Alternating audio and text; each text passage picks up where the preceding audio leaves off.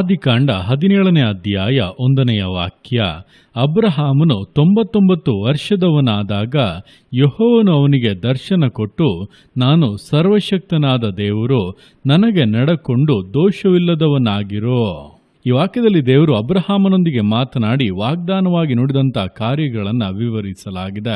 ನೋಡುವಂಥ ಸಮಯದಲ್ಲಿ ಅಬ್ರಹಾಮನನ್ನು ದೇವರು 75 ವರ್ಷದವನಾಗಿದ್ದಾಗ ಕರೆದು ಅವನಿಗೆ ಅನೇಕ ವಾಗ್ದಾನಗಳನ್ನು ಮಾಡಿ ತಾನು ತೋರಿಸುವಂಥ ದೇಶಕ್ಕೆ ಅವನನ್ನು ನಡೆಸಿದರು. ಅದರ ನಂತರ ಈಗ ನೋಡುವಾಗ ಸುಮಾರು 24 ವರ್ಷಗಳು ಕಳೆದಿವೆ. ಈಗ ದೇವರು ಪುನಃ ಅವನೊಂದಿಗೆ ಮಾತನಾಡಿ, ನಾನು ಸರ್ವಶಕ್ತನಾದ ದೇವರು, ನನಗೆ ನಡಕೊಂಡು ದೋಷವಿಲ್ಲದವನಾಗಿರೋ.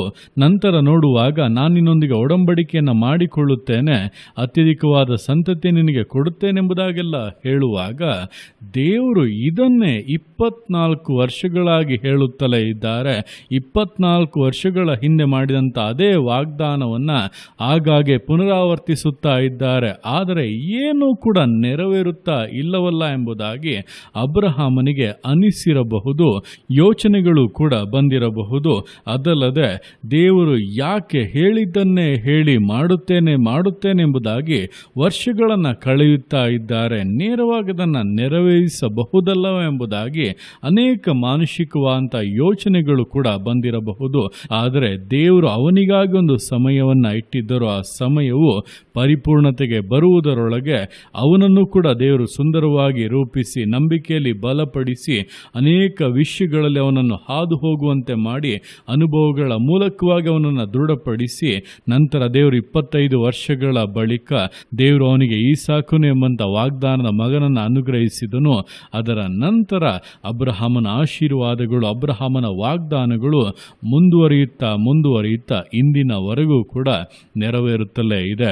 ಇದೇ ಪ್ರಕಾರವಾಗಿ ನಮ್ಮ ಜೀವಿತಗಳಲ್ಲಿ ಕೂಡ ಕೆಲವೊಮ್ಮೆ ನಮಗೆ ಅನೇಕ ವಿಷಯಗಳು ಪ್ರಶ್ನೆಗಳಾಗಿ ಎದ್ದೇಳಬಹುದು. ದೇವರು ಯಾಕೆ ಹೇಳಿದ್ದನ್ನೇ ಹೇಳುತ್ತಾ ಇದ್ದಾರೆ, ಪದೇ ಪದೇ ಅದನ್ನೇ ಹೇಳುತ್ತಾ ಇದ್ದಾರೆ, ಯಾಕೆ ಇಷ್ಟು ವಿಳಂಬ ಮಾಡುತ್ತಾ ಇದ್ದಾರೆ, ಯಾಕೆ ಪ್ರಾರ್ಥನೆಗಳಿಗೆ ಉತ್ತರ ಸಿಗುತ್ತಾ ಇಲ್ಲ, ಇಷ್ಟು ದೀರ್ಘಕಾಲ ಯಾಕೆ ನಾನು ಕಾಯಬೇಕು, ದೇವರ ವಾಗ್ದಾನಗಳು ಎಲ್ಲಿ, ಯಾವುದೂ ಕೂಡ ನೆರವೇರುವಂಥ ಪರಿಸ್ಥಿತಿಗಳೇ ಇಲ್ಲ, ಸನ್ನಿವೇಶಗಳೇ ಇಲ್ಲ, ಎಲ್ಲೋ ವಿರೋಧವಾಗಿ ಕಾಣುತ್ತಾ ಇದೆ ಎಂಬುದಾಗಿ ಹಲವಾರು ಗೊಂದಲಗಳು, ಹಲವಾರು ಗಲಿಬಿಲಿಗಳು, ಪ್ರಶ್ನೆಗಳು ನಮ್ಮ ಹೃದಯದಲ್ಲಿ ಏಳುತ್ತದೆ. ಅದು ಏಳುವುದು ತಪ್ಪಲ್ಲ, ಆದರೆ ಅದಕ್ಕೆ ಹೆಚ್ಚಿನ ಅವಕಾಶವನ್ನು ಕೊಟ್ಟು ಅದೇ ನಮ್ಮಲ್ಲಿ ಬೆಳೆಯುವಂತೆ ಮಾಡಿ ದೇವರ ನಂಬಿಕೆಯನ್ನು ನಾವು ಬಿಟ್ಟು ಬಿಟ್ಟರೆ, ದೇವರ ಮೇಲಿರುವಂಥ ಭರವಸೆಯನ್ನು ಬಿಟ್ಟು ಬಿಟ್ಟರೆ, ಪ್ರಾರ್ಥನೆಯನ್ನು ತಣ್ಣಗೆ ಮಾಡಿಬಿಟ್ಟರೆ ಅದರಿಂದ ಉಂಟಾಗುವಂಥ ಹಾನಿಗಳು ಬಹಳ ಅಧಿಕವಾಗಿದೆ. ಆದ್ದರಿಂದ ಈ ದಿವಸಗಳಲ್ಲಿ ಜೀವಿತದಲ್ಲಿ ಏನೇ ಪ್ರಶ್ನೆಗಳು ಬರಬಹುದು, ಏನೇ ಗೊಂದಲಗಳು ಬರಬಹುದು, ಅವೆಲ್ಲವುಗಳ ಮಧ್ಯೆ ದೇವರು ಸರ್ವಶಕ್ತನು, ಆತನಿಗೆ ನಾನು ದೋಷವಿಲ್ಲದವನಾಗಿ ನಡೆದುಕೊಳ್ಳಬೇಕು, ಆತನು ಹೇಳಿದ ಮೇರೆಗೆ ಆತನ ವಾಗ್ದಾನಗಳೆಲ್ಲವೂ ನನ್ನ ಮೂಲಕವಾಗಿ ಪರಿಪೂರ್ಣತೆಗೆ ಬರುತ್ತದೆ ಎಂಬುದಾಗಿ ದೃಢವಾಗಿ ನಂಬಿರಿ. ನಿಶ್ಚಯವಾಗಿ ಕರ್ತನು ಒಂದು ಸಮಯವನ್ನು ಇಟ್ಟಿದ್ದಾನೆ. ಆ ಸಮಯವನ್ನು ಯಾರೂ ಕೂಡ ಬದಲಾಯಿಸೋದಕ್ಕೆ ಸಾಧ್ಯವಿಲ್ಲ. ಆ ಸಮಯದಲ್ಲಿ ಖಂಡಿತವಾಗಿ ಕರ್ತನ ಪ್ರತಿಯೊಂದು ವಾಗ್ದಾನಗಳು ಪರಿಪೂರ್ಣತೆಗೆ ಬರುತ್ತವೆ. ಪರಿಪೂರ್ಣತೆಗೆ ಬರುವುದಕ್ಕೆ ಪ್ರಾರಂಭವಾದ ಕೂಡಲೇ ಮಿಕ್ಕ ಎಲ್ಲ ಕಾರ್ಯಗಳು ಕೂಡ ಒಂದೊಂದಾಗಿ ನೆರವೇರುತ್ತಾ ಹಾಗೆ ಮುಂದುವರಿಯುವುದನ್ನು ನೀವು ಕಾಣುತ್ತೀರಾ. ನೀವು ಯೋಚಿಸದೇ ಇರುವಂಥ, ನೀವು ಆಗ್ರಹಿಸದೇ ಇರುವಂಥ, ನೀವು ಕಲ್ಪನೆ ಕೂಡ ಮಾಡಿಕೊಂಡು ನೋಡದೇ ಇರುವಂಥ ಉನ್ನತವಾದಂಥ ಹಂತಗಳಿಗೆ ದೇವರು ನಿಮ್ಮ ಜೀವಿತವನ್ನು, ನಿಮ್ಮ ಕುಟುಂಬವನ್ನು ಏರಿಸಲಿದ್ದಾರೆ. ಆದ್ದರಿಂದ ಈ ದಿವಸಗಳಲ್ಲಿ ನಾವು ಆರಾಧಿಸುವಂಥ ದೇವರು ಸರ್ವಶಕ್ತನು. ಆತನ ಸಮಯದಲ್ಲಿ ಎಲ್ಲವೂ ಕೂಡ ಸುಂದರವಾಗಿ ರೂಪುಗೊಳ್ಳುತ್ತದೆ, ಆಶೀರ್ವಾದಗಳನ್ನು ಹೊಂದುತ್ತೇವೆ ಎಂಬುದನ್ನು ತಿಳಿದು ದೇವರ ಕರಗಳಲ್ಲಿ ಸಮರ್ಪಿಸಿ ವಿಧೇಯತೆಯಿಂದ, ದೃಢತೆಯಿಂದ, ಸಮರ್ಪಣೆಯಿಂದ ವಿಶ್ವಾಸ ಜೀವಿತಗಳನ್ನು ಮುನ್ನಡೆಸೋಣ. ದೇವರ ಕರಗಳಲ್ಲಿ ಸಮರ್ಪಿಸಿ ಪ್ರಾರ್ಥಿಸೋಣ. ಯೇಸುವೆ ಸ್ತೋತ್ರ ರಾಜ, ಕೊಟ್ಟಂಥ ದಿವಸಕ್ಕೋಸ್ಕರ ಸ್ತೋತ್ರ ಕರ್ತನೆ. ಈ ದಿವಸವನ್ನು ನಿನ್ನ ಕರೆಗಳಲ್ಲಿ ಸಮರ್ಪಿಸ್ತಾನೆ. ಪ್ರತಿಯೊಂದು ಜೀವಿತಗಳನ್ನು ನೀನು ಆಳ್ವಿಕೆ ಮಾಡು, ಬಲಪಡಿಸು ಕರ್ತನೆ. ಹೌದಪ್ಪ, ಅಬ್ರಹಾಮನು 99 ವರ್ಷದವನಾಗಿದ್ದಾಗ ನೀನು ಪುನಃ ಅವನಿಗೆ ದರ್ಶನವನ್ನು ಕೊಟ್ಟು, ನಾನು ಸರ್ವಶಕ್ತನಾದ ದೇವರು, ನನಗೆ ನಡಕೊಂಡು ದೋಷವಿಲ್ಲದವನಾಗಿರು ಎಂಬುದಾಗೆಲ್ಲ ಹೇಳಿ ಅವನನ್ನು ಬಲಪಡಿಸಿದಾಗಲೂ ಅನೇಕ ಮಾನಸಿಕವಾದಂಥ ಯೋಚನೆಗಳು ಬಂದರೂ ಕೂಡ ನೀನು ಮಾಡುತ್ತೀಯಂಬಂಥ ಭರವಸೆಯಲ್ಲಿ ಅಬ್ರಹಾಮನು ದೃಢವಾಗಿದ್ದಂತೆ ಈ ದಿವಸ ದಿವಸಗಳು ನಾವು ಕೂಡ ಇರಬೇಕಪ್ಪ.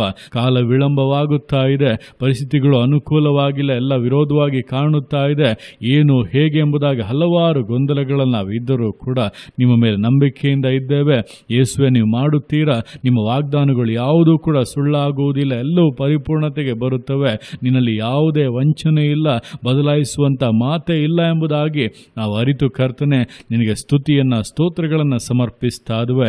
ನನ್ನ ಕೇಳ್ತಾ ಇರುವಂಥ ಪ್ರತಿಯೊಬ್ಬೊಬ್ಬರ ಜೀವಿತಗಳಲ್ಲಿ ನಿನ್ನ ವಾಗ್ದಾನಗಳನ್ನು ನೆರವೇರಿಸು, ನಿನ್ನ ಆಶೀರ್ವಾದಗಳನ್ನು ಅನುಗ್ರಹಿಸು. ಪ್ರಾರ್ಥನೆಗಳಿಗೆ ಶ್ರೇಷ್ಠವಾಗಿ ನಿನ್ನ ಉತ್ತರಗಳನ್ನು ಕೊಟ್ಟು ಘನಪಡಿಸಬೇಕೆಂದು ಪ್ರಾರ್ಥಿಸ್ತಾ ಇದ್ದೇನೆ. ನಿನ್ನ ಮಕ್ಕಳ ವಾಗ್ದಾನಗಳು ಒಂದೊಂದಾಗಿ ಅಪ್ಪ ನೆರವೇರಲಿ, ಪರಿಪೂರ್ಣತೆಗೆ ಬರಲಿ, ಮುಂದುವರಿಯಲಿ ಕರ್ತನೆ.